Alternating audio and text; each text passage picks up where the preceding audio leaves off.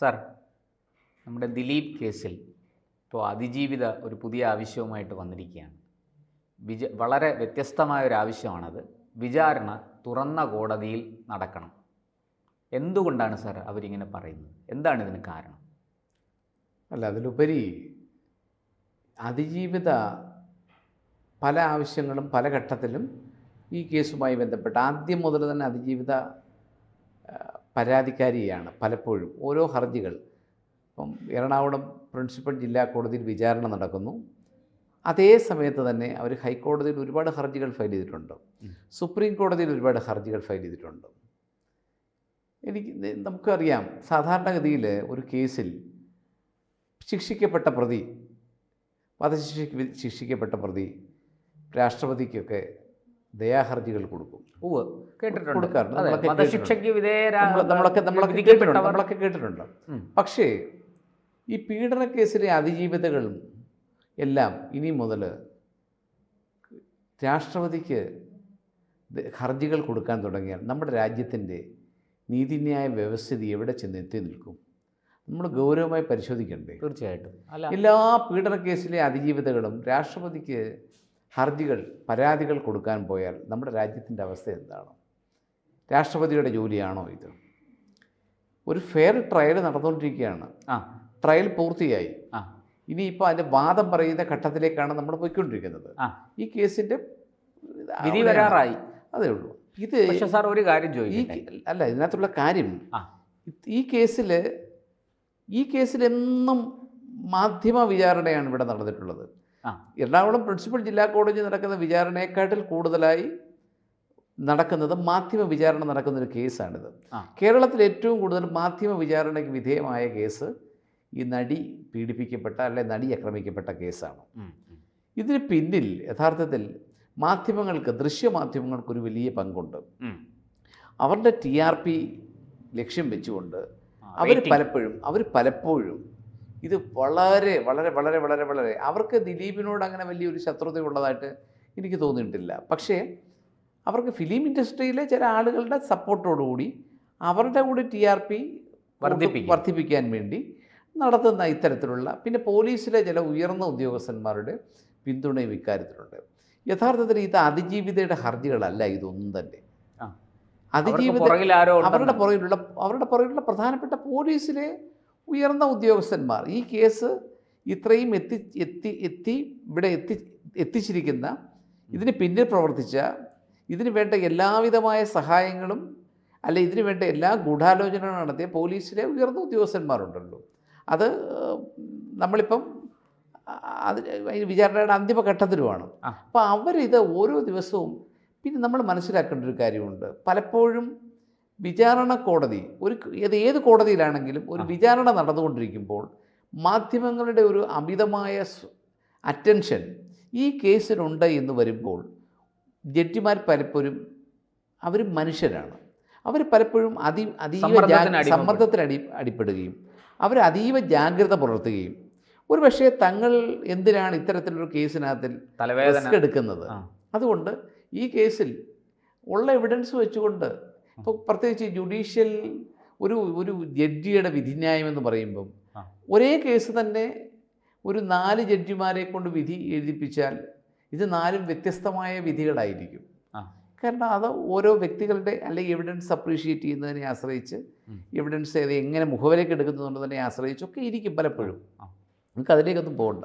അപ്പം ഇത്തരത്തിൽ ഈ ജഡ്ജിയെ സമ്മർദ്ദം ചെലുത്താൻ വേണ്ടിയാണ് ഇപ്പോഴത്തെ ഈ അതിജീവിത രാഷ്ട്രപതിക്ക് സമീപിച്ചതായിട്ട് പറഞ്ഞ ഹർജി. ഈ ഹർജി അവിടെ തയ്യാറാവുന്നതിന് മുമ്പ് തന്നെ ബ്രേക്കിംഗ് ന്യൂസായിട്ട് മറ്റ് ചാനലുകളിലെല്ലാം വന്നു കഴിഞ്ഞു. ഇതിനകത്ത് അതിന്റെ പുറകിൽ ഒരു ഗൂഢാലോചന ഉണ്ടാവും തീർച്ചയായിട്ടും. ഇതിനകത്ത് എത്രമാത്രം ഹർജികൾ ഇതിനകത്ത് കൊടുത്തിട്ടുണ്ട് മൊത്തം. വിചാരണ കോടതി ജഡ്ജിക്കെതിരെ, വിചാരണ കോടതിയിലെ ജഡ്ജിക്കെതിരെ ഗുരുതരമായ ആരോപണങ്ങൾ ഉന്നയിച്ചു ഈ അതിജീവിത. വിചാരണ കോടതി ജഡ്ജിയുടെ ഭർത്താവിനെതിരെ ആരോപണം ഉന്നയിച്ചു. രാഷ്ട്രീയക്കാരനായ അദ്ദേഹത്തിൻ്റെ അവരുടെ പിതാവിനെതിരെ ആരോപണങ്ങൾ ഉന്നയിച്ചു.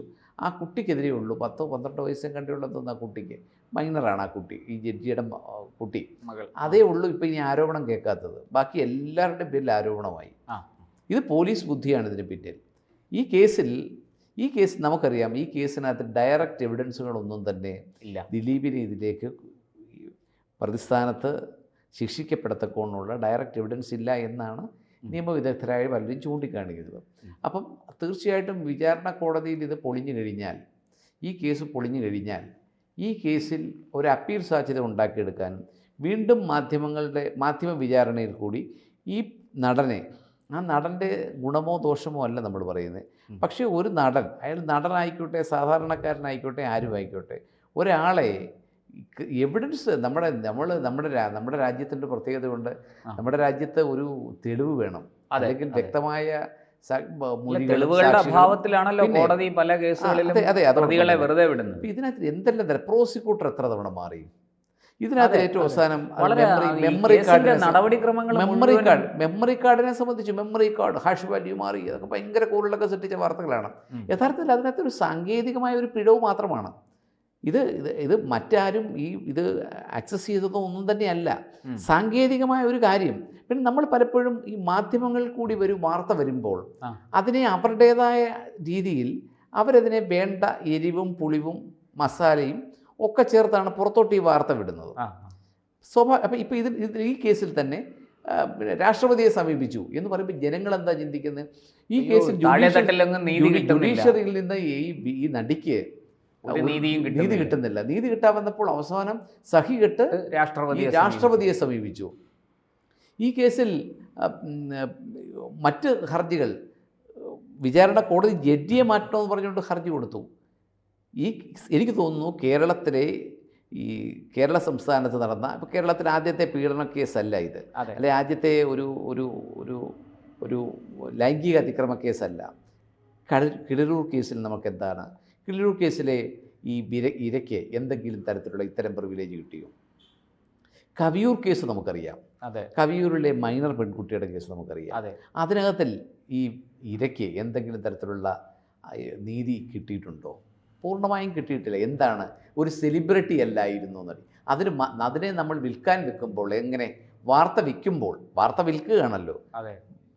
ഇത് സാമൂഹ്യ പ്രതിബദ്ധത കൊണ്ടല്ലല്ലോ ഏഷ്യാനെറ്റും മനോരമയും മാതൃഭൂമിയും ഇത്തരത്തിലുള്ള റിപ്പോർട്ടറൊക്കെ പ്രവർത്തിക്കുന്നത്. അവർക്ക് ലക്ഷ്യം അവരുടെ ബിസിനസ്സാണ്. കേസിലോ കവിയൂർ കേസിലോ സൂര്യനെല്ലി കേസിലെ പെൺകുട്ടിക്ക്, അന്ന് ചാനലില്ല, എന്നാൽ പോലും സൂര്യനെല്ലി കേസിലെ പെൺകുട്ടിക്ക് യഥാർത്ഥത്തിൽ നീതി കിട്ടിയോ? അന്നത്തെ എന്താണ് പറഞ്ഞത്? അന്ന് അത് കഴിഞ്ഞ് പലതരത്തിലുള്ള വിതുര കേസ്, നമുക്കങ്ങനെ എത്രയോ കേസുകൾ അടുത്ത കാലത്താണ് അതിൻ്റെ ശിക്ഷ പോലും. അതെ, എത്രയോ കേസുകൾ നമുക്ക് എടുത്തു പറയാനുണ്ട്.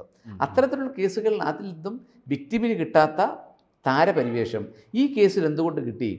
ഈ കേസിലെ ഈ ആക്രമിക്കപ്പെട്ടത് ഒരു മലയാള സിനിമയിലെ അത്യാവശ്യം കുറച്ച് സിനിമകളിൽ അഭിനയിച്ചിട്ടുള്ള ഒരു എസ്റ്റാബ്ലിഷ്ഡ് ആയിട്ടുള്ള നടി ആയതുകൊണ്ട് മാത്രമാണ് പ്രതിസ്ഥാനത്ത് നിൽക്കുന്നത് ഒരു പ്രമുഖ നടൻ. പിന്നെ വേറൊരു കാര്യം, ഈ കേസ് ഇത്രയും കാലം വലിച്ചു നീട്ടിക്കൊണ്ടുപോയത് നമ്മളത് പരിശോധിക്കേണ്ട ഒരു കാര്യമാണ്. ഇത്രയും കാലം വലിച്ചു നീട്ടിക്കൊണ്ടുപോയത് ഈ കേസിലെ പ്രതിയല്ല, അല്ലെ ഈ പ്രതി ദിലീപ് എട്ടാം പ്രതിയല്ലേ? ആ കേസിലെ പ്രതിയല്ല യഥാർത്ഥത്തിൽ ഇത്രയും കാലം വിചാരണ നീട്ടിക്കൊണ്ടുപോയത്. പ്രതി വിചാരണ നീട്ടാൻ ഒരു ഘട്ടത്തിൽ പോലും ശ്രമിച്ചിട്ടില്ല. എത്രയും പെട്ടെന്ന് പെട്ടെന്ന് വിചാരണ തീർക്കണമെന്ന് ആവശ്യപ്പെട്ട് തന്നെ ഈ നടൻ ഹൈക്കോടതിയെ സമീപിച്ചിട്ടുണ്ട്. സുപ്രീം കോടതിയും ഈ കേസ് പെട്ടെന്ന് തീർപ്പാക്കണമെന്ന് പറഞ്ഞത് ഈ നടൻ്റെ ആവശ്യത്തെ, ഈ പ്രതിസ്ഥാനത്ത് നിൽക്കുന്ന നടൻ്റെ ആവശ്യത്തെ തുറന്ന. ഇത്രയും കാലം ഈ കേസ് വലിച്ചു നീട്ടിക്കൊണ്ടുപോയത് ഈ അതിജീവിതയായ വ്യക്തി തന്നെയാണ്. ഇപ്പോൾ ഈ കാണിച്ചിരിക്കുന്ന പുതിയ ഇത്തരത്തിലുള്ള രാഷ്ട്രപതിക്ക് കൊടുത്തിരിക്കുന്ന അങ്ങ് പറഞ്ഞല്ലോ ഇടയ്ക്ക്, ഈ അതിജീവിതയെ പോലീസ് സഹായിക്കുന്നു, ഉന്നത പോലീസ് ഉദ്യോഗസ്ഥർ സഹായിക്കുന്നു, ഈ ഹർജികളുടെയൊക്കെ പുറകിൽ അവരാണ് എന്ന് പറഞ്ഞല്ലോ. ഇത് നമുക്ക് എങ്ങനെ മനസ്സിലാക്കാം? ഈ പോലീസിൻ്റെ സഹായത്തോടു കൂടിയാണ് ഇവർ അത് ഈ ജഡ്ജിയോടും, ഈ വിചാരണ കോടതിയിലെ ജഡ്ജിയോടും അല്ലെങ്കിൽ ആ സംവിധാനത്തോട് ഒരു സമ്മർദ്ദം ഉണ്ടാക്കാൻ വേണ്ടിയിട്ടാണോ ഇത് ചെയ്യുന്നത്? എന്താണത്? അങ്ങേക്ക് അതിനെക്കുറിച്ചൊന്ന്. വിചാരണ പോലീസിനറിയാം, ഈ കേസിലെ പബ്ലിക് പ്രോസിക്യൂട്ടർമാരായിട്ട് ഇരുന്നവർ രാജിവെച്ച് പുറത്തു പോയത് തന്നെ ഈ കേസിൽ ഒരു പ്രതിസ്ഥാനത്ത് നിൽക്കുന്ന ഈ പറയുന്ന പ്രമുഖ നടനെ ശിക്ഷിക്കാൻ ഉള്ള തെളിവില്ല എന്നുകൂടി മനസ്സിലാക്കിയിട്ടാണ് എന്നാണ് ഞാൻ ഒഴിഞ്ഞത്. അപ്പം പോലീസിനറിയാം ഈ കേസിനകത്തിൽ ഏറ്റവും അവസാനം വരുമ്പോൾ ശിക്ഷിക്കപ്പെടത്തില്ല എന്ന് അതായത് വ്യക്തമായിട്ട് സാറേ ഈ അറിയാവുന്ന ഉള്ളി തൊലിക്കുന്നത് പോലെയാണ്, ഉള്ളു. അതെ, അതെ, അതെ.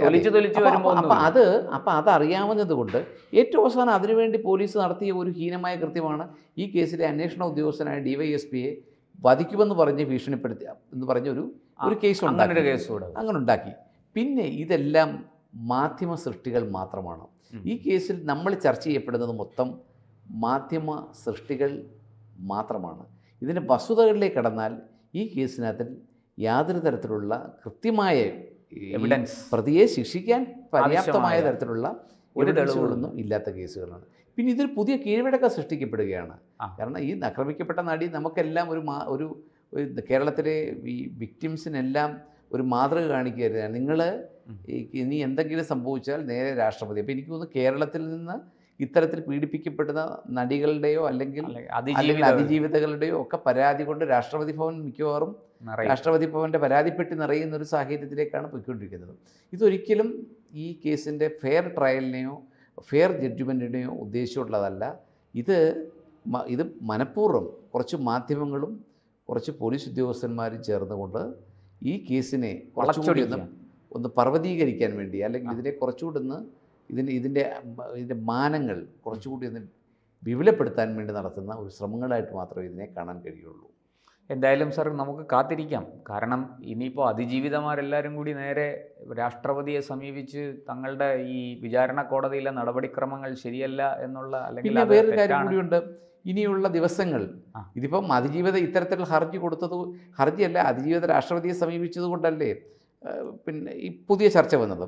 പിന്നെ തുറന്ന കോടതിയിൽ വിചാരണ തുറന്ന കോടതിയിൽ കേൾക്കണം എന്ന് പറയുമ്പോൾ, വിചാരണ തുറന്ന കോടതിയിൽ കേൾക്കുമ്പോൾ ഉള്ള ഗുണം, മാധ്യമങ്ങളുടെ ഗുണം, ഇത് മുഴുവൻ അന്ന് വൈകുന്നേരം നമുക്കറിയാം ഇവിടുത്തെ മിക്ക ദൃശ്യമാധ്യമങ്ങളും വാർത്താ ദാരിദ്ര്യം നേരിടുന്നവരാണ്. കാരണം അവർക്ക് പ്രൈം ടൈം ഡിസ്കഷൻ ചർച്ചയ്ക്ക് ന്യൂസ് അവറിലോ അല്ലെങ്കിൽ പ്രൈം ടൈം ന്യൂസിലോ പൊള്ളുന്ന വിഷയങ്ങൾ വേണം. പിന്നെ ഇതിൽ സെലിബ്രിറ്റി, ഏതെങ്കിലും ഒരു ഇതിൽ ഒരു സെലിബ്രിറ്റി ഉണ്ടെങ്കിൽ അത് ആഘോഷിക്കാൻ മലയാളികൾക്കൊരു പ്രത്യേകതയുണ്ട്. മലയാളി ഒരു നടനോ നടിയോ പ്രതികളായിട്ടോ വാദികളായിട്ടോ ഉള്ള കേസിൽ ഭയങ്കര ക്യൂരിയോസിറ്റിയാണ്, അതറിയാനും അതെന്താണെന്നറിയാനും. ആ ഒരു അറിയാനുള്ള ഒരു ആകാംക്ഷയാണ് ഇവിടുത്തെ പ്രമുഖരായിട്ടുള്ള ഈ കേസിന് ഇന്ധനമായി മാറിയിരിക്കുകയാണ് അല്ലേ. അത് കത്തിക്കുകയാണ്. അത് കത്തിച്ചുകൊണ്ട് അവർക്ക് TRP, അവരുടെ റേറ്റിംഗ്, മറ്റു കാര്യങ്ങളൊക്കെ ആയിട്ട് അവരിങ്ങനെ മുന്നോട്ട്. ഈ അതിജീവിത യഥാർത്ഥത്തിൽ ഇത്തരത്തിലുള്ള ഈ ആളുകളുടെ കെണിയിൽപ്പെട്ടിരിക്കുന്നു എന്ന് വേണം നമുക്ക് സംശയിക്കേണ്ടിയിരിക്കുന്നത്. തീർച്ചയായിട്ടും സാർ, നമുക്ക് കാത്തിരിക്കാം. ഇനിയിപ്പോൾ ഈ പറഞ്ഞതുപോലെ അതിജീവിതമാരെല്ലാവരും രാഷ്ട്രപതി ഭവനിലേക്ക് ഹർജിയുമായിട്ട് പോകുന്ന ഒരു കീഴ്വഴക്കം ഇത് സൃഷ്ടിക്കുമോ ഇല്ലയോ എന്നൊക്കെ നമ്മൾ സംശയിക്കുകയാണ്. എന്തായാലും ഈ കേസിൽ വിചാരണ പൂർത്തിയായി. നടൻ കുറ്റക്കാരനാണെങ്കിൽ ശിക്ഷിക്കപ്പെടട്ടെ, നിരപരാധിയാണെങ്കിൽ രക്ഷപ്പെടട്ടെ. തീർച്ചയായിട്ടും വിചാരണ കോടതിക്ക് അതിൻ്റെ ധർമ്മം നിർവഹിക്കാനുള്ള സാഹചര്യം നമ്മുടെ നാട്ടിലുണ്ടാകണം. അതിലേക്കുള്ള ഒരു പരിശ്രമമായിരിക്കണം ഇതിലുണ്ടാകേണ്ടത്. ഉന്നത സ്ഥാനങ്ങളിൽ നിന്ന് അതിനുള്ള നടപടിക്രമങ്ങൾ വരട്ടെ എന്ന് മാത്രമേ നമുക്ക് ഈ അവസരത്തിൽ പറയാൻ സാധിക്കുകയുള്ളൂ. എന്തായാലും നമുക്ക് കാത്തിരിക്കാം. എന്താണ് വിധി, വിചാരണ കോടതിയിൽ നിന്ന് എന്ത് വിധിയാണ് വരാൻ പോകുന്നതെന്നുള്ള ആകാംക്ഷ പ്രേക്ഷകരെ പോലെ നമുക്കുമുണ്ട്.